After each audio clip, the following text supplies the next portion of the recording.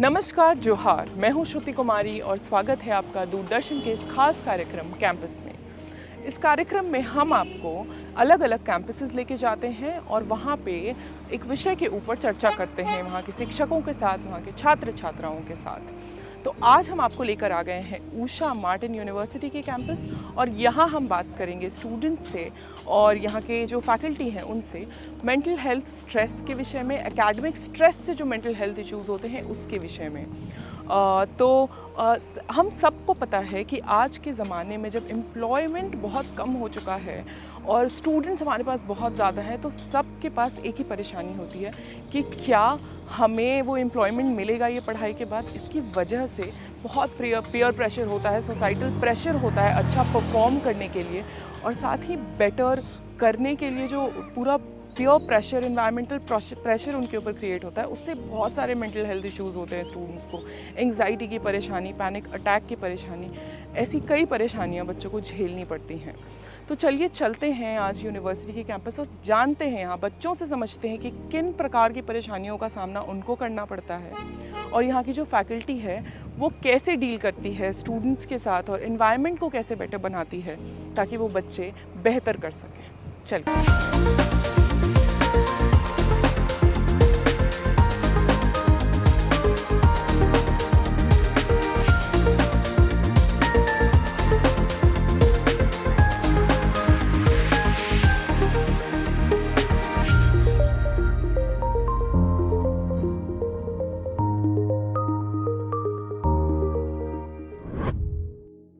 Academic stress जो है वो एक बहुत बड़ा इशू देखा गया है और बहुत सारे लोगों के साथ ऐसा होता है कि एकेडमिक स्ट्रेस की वजह से वो बहुत सारी चीज़ें इन्फ्लुएंस हो जाती है आसपास की। तो क्या आपको लगता है एकेडमिक स्ट्रेस आपके सोशल लाइफ को, आपके रिलेशनशिप्स को और जो पहलू हैं आपकी लाइफ में उनको भी अफेक्ट करता है? Okay, so I personally feel कि ये जो चीज़ है वो पर्सन टू पर्सन डिफ़र करती है। So if we talk about some people जो एकेडमिक स्ट्रेस को बाकी चीज़ों में भी ले लेते हैं, but if you talk about me तो मैं इन चीज़ों को अलग लगती हूँ। मतलब एकेडमिक अलग, पर्सनल लाइफ अलग, रिलेशनशिप्स अलग, सारी चीज़ें अलग। सो आई डोंट पर्सनली फील कि एकेडमिक स्ट्रेस इम्पैक्ट करता है बाकी सारे लाइफ की चीज़ों को। I think, from speaking from my own personal experience, academic stress comes from the peer pressure that we get from our home and our teachers to be the best. If you are not competent enough in the class or around anything, or even at home, you get this thing that you have to do the best. You have to score 90 plus. So I had academic stress when I was in school, in my 10th and 12th standard. So I was not really a good student or anything. I was like below, not I would say below average, but between average and below average. Okay, I used to get like 6 marks in my 60s and that. So speaking from my point of view, academic stress has played an important role because from the 10th standard we notice that we are chill till 8th standard, but after 8th standard there is a burden of studies on us. The chapters change, the subject changes, the biology, chemistries, everything changes. If the children is that much stress, he has that caliber that he or she can convey to their parents or the teachers, because their bonding should be like that they have like friends kind of. They're not strict. The parents have not to be strict. They have to be like in a friend's way, so that they can convey their feelings or whatever they are feeling. Because if that relationship builds up, then of course they will say that because of the exams they won't be able to like come up with the results. So it will be like, okay, you can give the exam in the next year. That will be okay.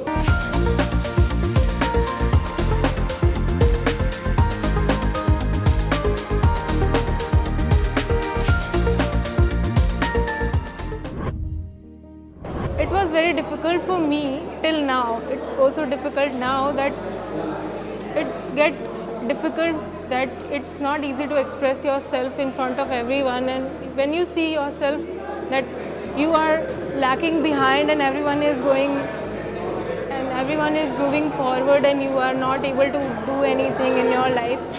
It's a very stressful situation and you get frustrated mostly. So it's not that easy for me to express myself and now I am also feeling stressed. We can see that in nowadays what we see on social media, basically we started assuming ourselves in that phase, and this is also a one major problem through that people gone through many major mental issues. Basically students, what they see on social media, they used to imply them in their lives, but due to some sort of problems, and sometimes people face the trauma.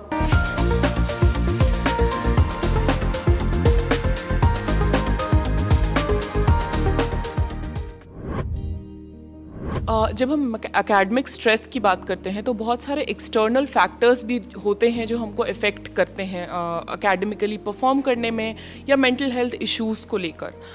तो आप हमें बताइए कि किस प्रकार आपने अपना experience किया और क्या एक्सटर्नल फैक्टर्स थे जिसकी वजह से आपका एकेडमिक स्ट्रेस बढ़ा हुआ है? जी सबसे पहले तो स्ट्रेस बढ़ने का कारण ये होता है कि जब हम किसी अपने फील्ड को ही नहीं समझ पाते हैं कि हमें कौन सा फील्ड चूज़ करना है। स्टार्टिंग में क्या होता है कि हम शायद पेरेंट्स की बात सुनकर या अपने फ्रेंड सर्कल के बातों में आकर कोई भी डिपार्टमेंट चूज़ कर लेते हैं, लेकिन जब वो फील्ड चूज़ करते हैं तब हमें पता चलता है कि उसमें कितना हमको क्या फेस करना है क्या नहीं। उस वक्त हमें बहुत सारी चीज़ों को फेस करना पड़ता है जिससे मेंटल स्ट्रेस बढ़ जाता है। पहले मैंने भी एक डिपार्टमेंट चूज़ किया था जिससे मुझे बहुत ज़्यादा मेंटल स्ट्रेस हो रहा था।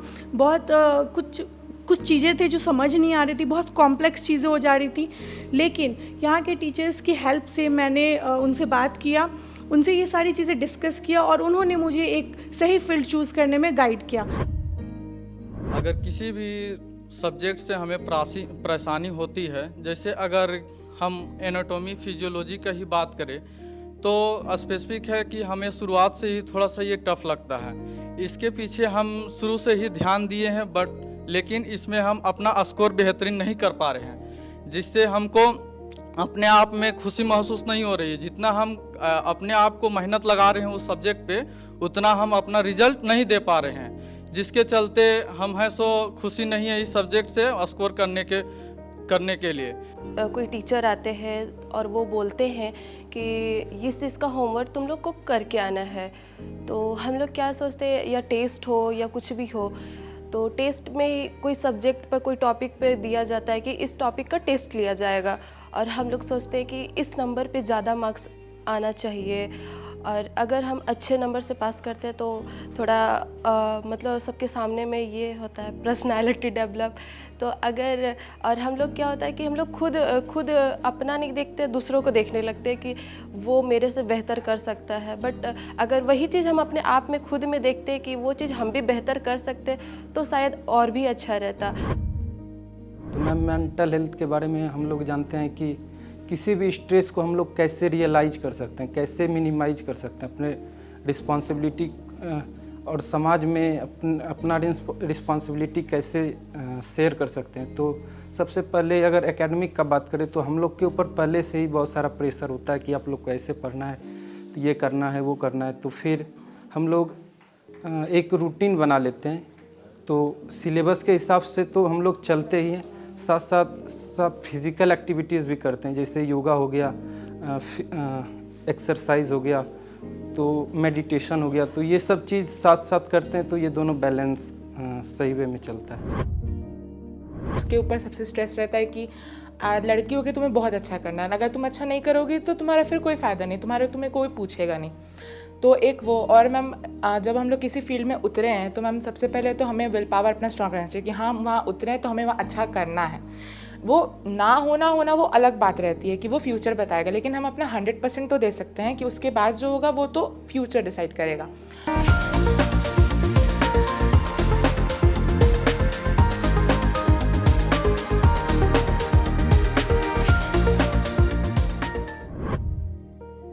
जब हम बात करते हैं मेंटल हेल्थ इशू की तो कई बार ऐसा होता है कि आपकी पर्सनल लाइफ में भी कुछ ऐसी चीज़ें चल रही होती हैं जिसकी वजह से आपको मेंटल हेल्थ इशू होता है, जिसका आपके पढ़ाई पे, एकेडमिक्स पे भी इम्पैक्ट होता है। साथ में अगर आपको एकेडमिक्स में कोई इशू होता है तो वो आपके पर्सनल लाइफ पे या अपनी सोशल लाइफ पे बहुत असर पड़ता है उसका, और कॉन्स्टेंटली मेंटल हेल्थ इशूज़ में एक प्रॉब्लम बन के आता है।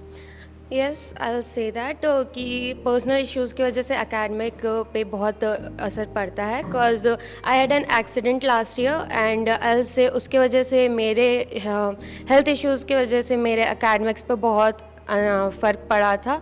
आफ्टर डैट मतलब हमारे प्रोफेसर्स ने बहुत सपोर्ट किया, उन्होंने मुझे समझाया, जिसके बाद वो थोड़ा अच्छा हुआ। एंड ऑल्सो मेरे एकेडमिक स्ट्रेस की वजह से मेरा पर्सनल लाइफ भी बहुत ज़्यादा इफेक्ट हो रहा था। बिकॉज मतलब मैंने प्रॉपरली अपना लाइफ मेंटेन नहीं कर रही थी, मेडिसिन ये सब, तो हाँ उसकी वजह से बहुत इफेक्ट होता है। पीयर प्रेशर बहुत ज़्यादा आजकल की जनरेशन में बहुत ज़्यादा ही देखा जाता है। बट हमारी डिपार्टमेंट में अगर फैकल्टी से अगर बोला जाए तो हमारी फैकल्टी बहुत सपोर्टिंग है। They are so much supporting. If we feel कि हम लोग अगर नहीं कर पाएंगे, हमारा लॉ बहुत ऐसे सब कुछ बोलते हैं कि लॉ बहुत ही हार्ड है, बट टीचर इतने सपोर्टिंग है कि हमें हमेशा सपोर्ट करते हैं, तो हमारा प्रेशर कम हो जाता है। बट मैं कंपेयर नहीं करती हूँ किसी और से, मैं अपने आप को 100% देने की कोशिश करती हूँ।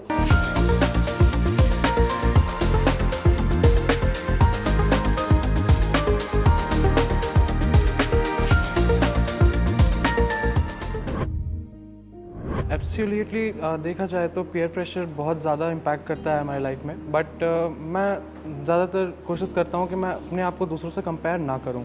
Social media has actually become a very integral part of our lives. It actually acts as a curtain on the reality which the world actually is, and also it fabricates a lot of things, and students don't get to know what everybody is facing on a real life basis. But हम reels देखकर, post देखकर, we just see कि this person is having so much fun and we get involve, we get excited कि हम ये नहीं कर पा रहे हैं। That creates a sense of being left out. FOMO भी बहुत होता है। It leads to creating anxiety होती है, डिप्रेशन होता है। It creates a feeling of inferiority sometimes, but also when we look at the bigger picture, social media actually could be used in a really beneficial way for the students as well.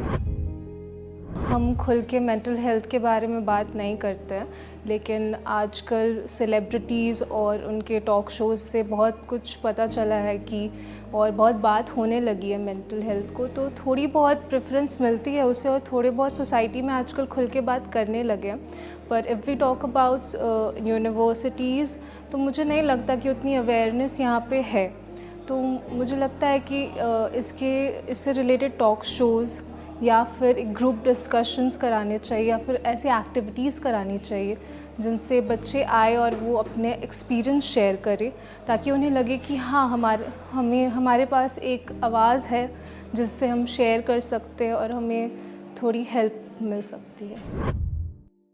अगर इसे एक student level पे देखा जाए तो अगर हम लोग म्यूचुअली अगर इनसाइड द ग्रुप की बात करें तो सबके पास अपना एक प्रोफेशनल स्ट्रेस होता है, परफॉर्मिंग स्ट्रेस होता है और बहुत सारा कुछ। तो हम लोग एक्टिविटीज़ करते हैं जिससे हमारा माइंड डाइवर्ट हो सके। किसी का इंटरेस्ट फोटोग्राफी में तो वो कहीं और फील्ड पे जाके फ़ोटोग्राफी करता है, किसी का इंटरेस्ट एडवर्टीजमेंट में है तो वो और अलग अलग जगह पे जाके पता करता है, ताकि अपार्ट फ्रॉम स्टडीज़ वो कैसे कर सके अपने आप को डाइवर्ट अपने नॉर्मल रूटीन से, तो जो उसके दिन को प्रोडक्टिव बनाए और उसका स्ट्रेस रिलीज़ हो सके। मीनवाइल हम लोग एज अ स्टूडेंट हम लोग अपने लेवल पे ये काम करते हैं और ऐसे करते हैं। अगर मैं एंजाइटी और डिप्रेशन की बात करूँ तो डिप्रेशन में व्यक्ति तभी जाता है जब वो ज़्यादा सोचता है, और अभी के समय में डिप्रेशन में जाने के बाद आज के समय में आज के दौर में विद्यार्थीगण गलत परिवेश की ओर अग्रसर हो रहे हैं। जैसे वो लोग स्मोकिंग कर रहे हैं, ड्रिंकिंग कर रहे हैं, उस चीज़ से हमें उन्हें बचाना है और उन्हें एक सही पाथवे देनी है, सही रास्ता देनी है। साथ ही साथ हमें उनकी आत्मनिर्भरता को बतानी है, उनके कार्यों को बतानी है, उन्हें बुक में किताबों से जानकारी लेने के लिए बतानी है, और वो जो गलत राह पे जा रहे हैं उसे नहीं भटकने देना है उन्हें। हम किसी भी तरह के पीयर प्रेशर होने पर हम खुद को योग या फिर किसी भी गीत संगीत शेरो शायरी सुनकर उससे दूर करते हैं और हमें हमेशा छात्र जीवन में इससे दूर रहना चाहिए। एक अच्छी पॉजिटिविटी अच्छी सकारात्मक सोच के साथ हमें आगे बढ़ना चाहिए और ज़िंदगी में कोई एग्ज़ाम ज़िंदगी की आखिरी एग्ज़ाम नहीं होती है। धन्यवाद।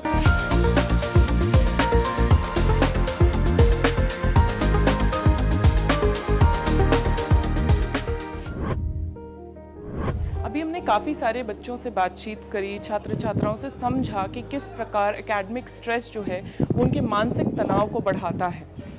हमने ये भी समझने की कोशिश करी कि एकेडमिक स्ट्रेस ही सिर्फ एक इकलौता रीज़न नहीं होता है। कई बार ऐसा भी होता है कि जो एक्सटर्नल फैक्टर्स हैं, उनकी पर्सनल लाइफ है, उनके अपने रिलेशनशिप्स हैं, उनकी वजह से भी उनकी जो लाइफ है वो अफेक्ट होती है। वो मेंटल हेल्थ के जो इश्यूज़ हैं उनका शिकार बन जाते हैं उसकी वजह से। पर इन सब का सोल्यूशन क्या है? इससे कैसे लड़ सकते हैं बच्चे? किस प्रकार ये इन सब चीज़ों से बाहर आ सकते हैं? ये सब सवालों का जवाब जानने के लिए, इसको समझने के लिए हम फैकल्टी से बात करेंगे, समझेंगे कि बच्चे ऐसा क्या कर सकते हैं जिससे वो इनसे बाहर आ सकें और अपने मेंटल हेल्थ से टैकल कर सकें।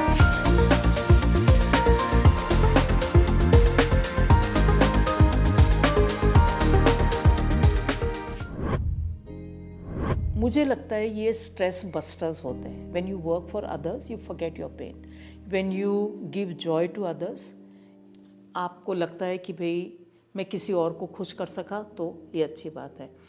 लेकिन वो आप जो बात बता रही हैं स्ट्रेस और ये जो बच्चों की परेशानियां हैं, मेंटल हेल्थ इशू, ये काफ़ी परेशान करती है। और अभी एज इनकी ऐसी है कि मैच्योरिटी नहीं होती तो पूरा पर्सपेक्टिव नहीं देख पाते हैं, इसलिए समय समय पर इनकी काउंसलिंग ज़रूरी है। हम लोग मेंटल हेल्थ के भी प्रोग्राम्स करते हैं, लोगों को बुलाते हैं, इनको लंबी टॉक्स कराते हैं। हम लोग कोशिश करते हैं कि जब भी इनके सामूहिक कार्यक्रम हों, हम लोग जब इनसे बात करें तो इनका उत्साहवर्धन करने की, इनको ये बताने की that you can do anything you want, आपके पास कितनी सारी अपॉर्चुनिटीज़ हैं, तो उनका उत्साह बढ़ाने के लिए बहुत काम करते रहते हैं। और क्योंकि टीचर स्टूडेंट रेशियो बहुत नेगेटिव नहीं है, इट्स वेरी पॉजिटिव, तो उनके पास ये मौका होता है कि अपनी टीचर्स से बात कर सकें, ये सारी चीज़ें शेयर कर सकें। उनको बताया जाता है कि आप जितना शेयर करोगे आपको मदद मिलेगी, अगर अपने तक रखोगे, या तो अपने पेरेंट्स को बताओ या हमें बताओ। एग्ज़ाम स्ट्रेस पे आजकल हमारे जो मोदी जी का भी आते रहता है मन की बात वगैरह, तो वैसे जब भी उस एग्ज़ाम से रिलेटेड कुछ भी आता है तो हम लोगों के यहाँ जो बड़े हॉल्स हैं उसमें हम लोग बच्चों को बुला के बैठा के उसको हम लोग यहाँ पे दिखाते रहते हैं उसको कि आप देखिए और ये कीजिए। प्लस हम लोग अपने लेवल पे जब भी मोटिवेट करने की बात होती है तो हम लोग अपने लेवल पे या मोटिवेशनल स्पीकर्स को बुला के, या जैसे अनिल पाल्टा जी की वाइफ काउंसलिंग करती हैं, उनको भी हम लोगों ने बुलाया था, तो उस तरह से बीच बीच में हम लोग वर्कशॉप टाइप का कराते हैं, सेशन लेते हैं बच्चों का, जिसमें उनको बताते हैं कि एग्ज़ाम का मार्क्स जो है लाइफ में सक्सेसफुल होने के लिए बहुत ज़रूरी नहीं है। मार्क्स इम्पॉर्टेंट है, लेकिन आप एवरेज अधिकतर बैक बेंचर्स ज़्यादा सक्सेसफुल हो जाते हैं। तो इस तरह का बात हम लोग उनके दिमाग में डालते हैं कि आप मार्क्स के लिए बहुत स्ट्रेस मत लीजिए। देखिए, आज का जो यंगस्टर, आज का जो जनरेशन है, वो बहुत सारे रिसोर्सेज के साथ आगे बढ़ रहा है, इसमें कोई शक नहीं है कि दे हैव मेनी रिसोर्सेज के साथ साथ उनकी रिस्पॉन्सिबिलिटीज़ भी बढ़ गई है और उनका प्रेशर भी बढ़ गया है, चाहे वो सोसाइटी का प्रेशर हो, पेरेंट्स का प्रेशर हो, या आपके पीयर ग्रुप का प्रेशर हो। और ये प्रेशर कहीं ना कहीं एक टेंशन बिल्ड करता है जो अल्टीमेटली आपके हेल्थ को अफेक्ट करता है। यहाँ पर ये बहुत ज़रूरी है समझना कि जब हम करियर अपॉर्चुनिटीज़ की बात करते हैं, क्योंकि अल्टीमेटली यंगस्टर्स कहाँ जा रहा है, यंगस्टर्स को एक अच्छी जॉब चाहिए, एक अच्छी जॉब जहाँ वो अच्छे पैसे कमा सके और एक अच्छी लाइफस्टाइल को जी सके। और ये आसान है, ये आसान इसलिए है क्योंकि आज हमारे पास करियर अपॉर्चुनिटीज़ बहुत सारी हैं। एक वक्त था जब हम पेरेंट्स को ये लगता था कि बेटा साइंस पढ़ेगा या बच्चा साइंस पढ़ेगा तो वो इंजीनियरिंग कर सकता है, डॉक्टर बन सकता है, सोशल साइंस करेगा तो टीचर बन सकता है, और कॉमर्स में है तो सीए कर सकता है। बट आज जब हम ग्लोबल वर्ल्ड की बात करते हैं, world is a global village, जहाँ पर हम डिफरेंट एस्पेक्ट्स को देख रहे हैं, करियर अपॉर्चुनिटीज़ बहुत ज़्यादा बढ़ गई हैं। तो एक बच्चे को ये समझना होगा कि उसको उतना प्रेशर नहीं लेना है। वो जिस चीज़ को अच्छा करता है, जिस चीज़ में वो कंफर्टेबल है, उसके लिए उस फील्ड में भी करियर है। कोई बच्चा अच्छा लिखता है, अच्छा बोलता है, अच्छी ड्राइंग करता है, अच्छा आर्टिस्ट है, अच्छा गार्डनिंग करता है, उसके लिए करियर है और अच्छा करियर है। देखिए, जो बच्चे जब स्कूल से यूनिवर्सिटी एनवायरनमेंट में आते हैं पहली बार, तो स्ट्रेस का सबसे बड़ा कारण होता है कंफर्ट जोन से बाहर निकलना। उनका घर जो होता है, घर कंफर्ट जोन होता है, और फिर हॉस्टल लाइफ या यूनिवर्सिटी लाइफ, उसमें वो कंफर्ट्स नहीं रहते हैं। घर का बना खाना नहीं मिलता। फॉर एग्जांपल, अगर वो हॉस्टल में रह रहे हैं या घर से दूर हैं। सेकेंड रीज़न ये होता है परफॉर्म करने का प्रेशर। स्कूल में जो रहता है एक साइकोलॉजिकल लेवल पे ये होता है कि अब हम लोगों को ज़्यादा मेहनत करनी है, ज़्यादा अच्छा परफॉर्म करना है। तो ये जो प्रेशर होता है, पीयर प्रेशर, उसके कारण स्ट्रेस हो जाता है। तो बहुत कॉमन सी बात है कि बच्चे स्ट्रेस तो रहते हैं, specially in the very first year, first semester, freshers जो होते हैं। स्ट्रेस का क्या मतलब सॉल्यूशन है, कैसे उसको टैकल किया जाए? तो सबसे पहली बात तो ये है कि पहले हम लोग पहचानें कि स्ट्रेस होता है। ये जो है रियलिटी है आज के टाइम में, इतना ज़्यादा कम्पिटिटिव वर्ल्ड है, स्ट्रेस इज ए रियलिटी। सबसे पहले उसको आइडेंटिफाई करना है कि बच्चे स्ट्रेस में हैं, और कोई ऐसा मतलब मुश्किल नहीं है अगर हम अपने आँख थोड़ा खुले रखें as a guardian, as a parents, तो ये बात जो है ज़्यादा मुश्किल नहीं है। ये देखें कि क्या उस बच्चे का eating pattern, sleeping pattern disturb हो रहा है। सबसे पहला तो सिम्टम यही होता है। उसके बाद उसके हेल्थ पे क्या असर हो रहा है, डिप्रेशन में हमेशा रहता है, सैड रहता है, अकेले बैठना चाहता है, फ्रेंड्स नहीं बना पा रहा है। ये सब जो है सिम्टम्स होते हैं जो बताते हैं कि बच्चा स्ट्रेस में है। उसके अलावा उनको एज ए ग्रुप मतलब डेवलप करने के लिए इनकरेज करना चाहिए। फॉर एग्जांपल, ज़्यादा फ्रेंड्स बनाओ, और जो उनके इंटरेस्ट का ग्रुप्स है ऐसे ग्रुप बना के, फॉर एग्जांपल किसी बच्चे को अगर लिखने में इंटरेस्ट है तो कोई एक लिटरेरी ग्रुप बना दे, म्यूजिक में इंटरेस्ट है म्यूजिक ग्रुप बना दे, एक्सरसाइज में अगर इंटरेस्ट है तो कोई एक ग्रुप एक्सरसाइज का हम लोग बना दें, जिससे वो वहाँ पर फ्रेंड्स भी क्रिएट करें और अकेले ना रहें, अपने मन की बात किसी से शेयर कर सकें। उसके अलावा एज ए टीचर हम लोगों को इतना इस तरह का माहौल बनाना चाहिए बच्चों के बीच में कि बच्चे आएँ और अपने मन की बात हम लोगों को बता सकें। अभी खासकर अगर हम यूथ की बात करें तो उनके साथ सेल्फ डायग्नोसिस की एक बहुत बड़ी इशू है। बिकॉज व्हाट हैपेंस कि आप most of the times internet पर हैं और आप जो कंटेंट देख रहे हैं, आप जो कंज्यूम कर रहे हैं, उस हिसाब से you are making a perception. So हो सकता है कि whatever a youngster is going through, शायद वो स्ट्रेस हो, लेकिन क्योंकि हम सीधा सबसे पहले इंटरनेट पर चले जाते हैं और फिर हम अपने सिम्टम्स को डालते हैं, तो एक लंबी चौड़ी हमें डायग्नोसिस दे सकते हैं कि हो सकता है कि आपको डिप्रेशन है, ADHD है, बहुत सारे प्रॉब्लम्स ये हो सकते हैं। तो उसमें पैनिक क्रिएट हो जाता है बच्चों के बीच में। बट अगर ऐसा कुछ है तो talk to your family, talk to your guide, आपके जो प्रोफेसर हैं। और अगर आपको लग रहा है कि मुझे शायद इसके लिए क्योर की ज़रूरत है, तो instead of going to the internet, आप सीधा या तो किसी ऑथराइज डॉक्टर के पास जाइए, या फिर अगर आपकी यूनिवर्सिटी में ये फैसिलिटी अवेलेबल है तो फिर आप काउंसलर से जाकर मिलें। तो हमने आज काफ़ी छात्र छात्राओं से बात करी, साथ में शिक्षकों से भी बात करी और समझा कि ये कितना बड़ा मुद्दा है, कितना गंभीर मामला है ये मेंटल हेल्थ चैलेंजेस का, प्लस एकेडमिक स्ट्रेस इसमें कितना बड़ा रोल प्ले करता है। उसके अलावा अगर हम बात करें तो कुछ बच्चों ने हमारे साथ यह भी शेयर किया कि बहुत सारे ऐसे बाहरी और पर्सनल मामले होते हैं जिसकी वजह से भी उनका एकेडमिक्स इफेक्ट होता है।